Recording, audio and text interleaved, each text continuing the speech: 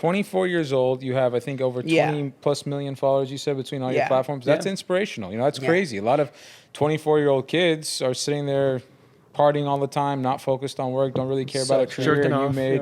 You took the words out of my mouth. And for you know, for what you did, it's inspirational. I'm sure you have tons of people around your age or younger that are like, I look up to you. I mean, it's an inspirational story. So first, where did you get started? Like, where did you come from, grew up? Like, tell us a little bit more about your story. I'll give you the backstory. The whole thing. The OG days. Yeah. So I grew up in Tucson, Arizona. So right. not quite LA. I own a property in Tucson. Oh, you do? Oracle and Wetmore. Oh, really? Okay. I'm like right Oracle and Wetmore. Okay. Yeah, where the mall is. Went to school right around there, pretty much. Oh, shit. Awesome. So yeah, Tucson, not exactly LA by any standards. Boring and quiet as shit. Yeah, it's not a lot going on there. And I went to University of Arizona out there. I studied finance. That was like my background. I graduated 2020, and then I moved to Dallas, Texas, to do like a job at like a brokerage firm. It was Charles Schwab. I guess I can say it now that I've been out there. How was the partying in University of Tucson? Let's go it was back to that insane. first. I was going to say, you studied or you partied finance? I did both, actually. I was like a great student. I was in a fraternity, though, which like I never thought I'd be in, but I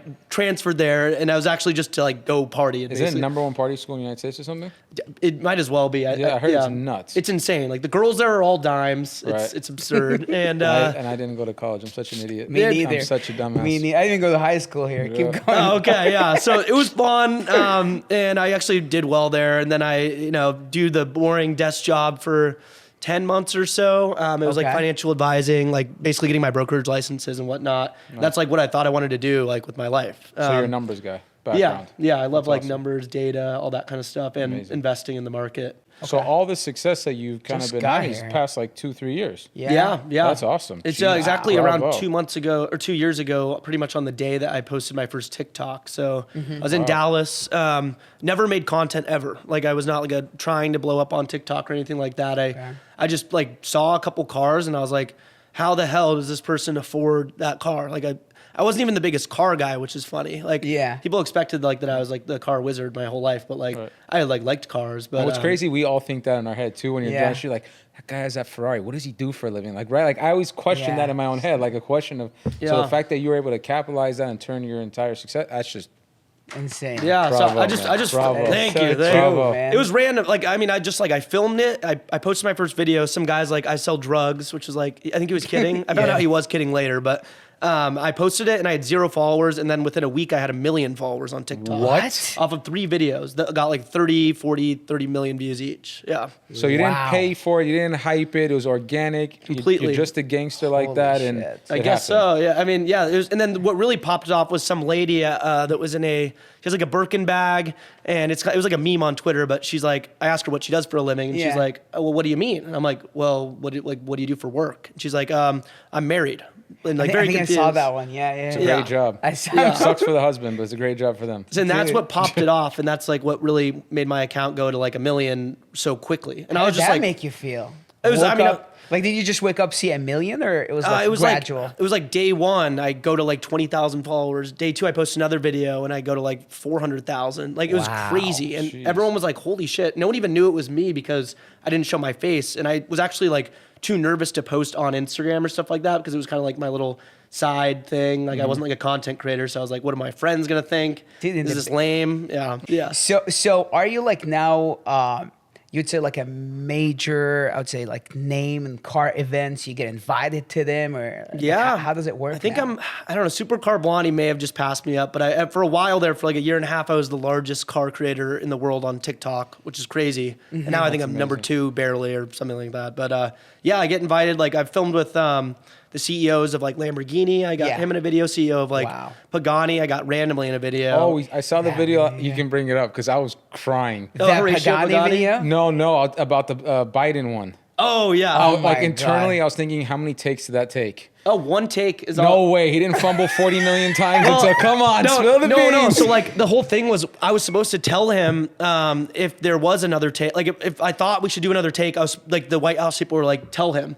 So I look at it and I'm like, yeah, this is okay, but yeah, we should do another one. But how did that even come about that you're going to do a TikTok with Joe Biden? So President Joe Biden. They emailed me. It was like, I thought it was a scam. They emailed you? Yeah, it was like the White House emailed you. Yes, it was like message. What was the email? It said subject line greetings from the White House. And no. Yeah, and it was like, and then I go check the domain because I'm like, no way, this is real, and it's like whitehouse.gov.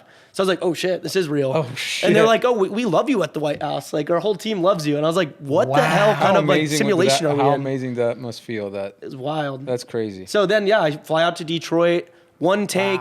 Wow. Biden was actually pretty friendly, but he did smell like an older gentleman. He didn't try touching you? Well, he did reach. It seems like you have he did the reach younger, me and pulled me in. You know? Yeah, he pulled me in. I went for a handshake and he was like, "Hey," and like I got really close to him. I was like, "Oh my god!" So yeah, he was actually really nice. But you know, regardless of like what I believe politically, like he's not my number one pick or anything like that. But when the White House calls, you of course do the video for sure. Yeah. What was the clearance process? Like, did you have to do like background checks? Like, oh yeah, they did a crazy. They called it something with a V, but they're like, it's the most intense background check of all time, basically. And luckily I didn't have anything on there. But they do that, and then they have Secret Service everywhere, and they have like little pins and stuff like that they wear.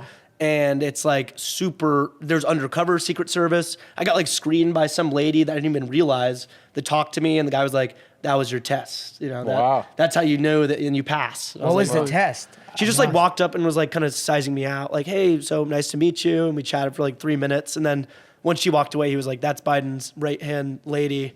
And that was your test to make sure you're like not a threat. But before you even get into the event, do they have metal detectors and everything? Because like, what if someone randomly has a gun? Yeah, so it was at the Detroit Auto Show. So they had like, they definitely had like metal detectors and stuff like that. But still, it was like a little more lax. I feel like they probably had some like fucking X-ray shit on me. I don't even know. I would imagine, because if you're that close, you could. I mean. Yeah. I don't take you for the assassin type, but. No, yeah.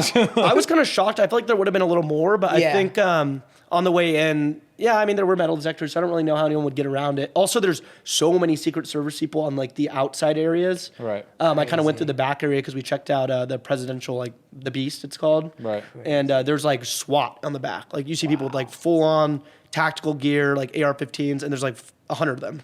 Wow. Obviously, in your opinion, that has to be the craziest video you've ever done, probably. For sure. Yeah. I don't really know how to top it. Vladimir Putin. That would be nuts.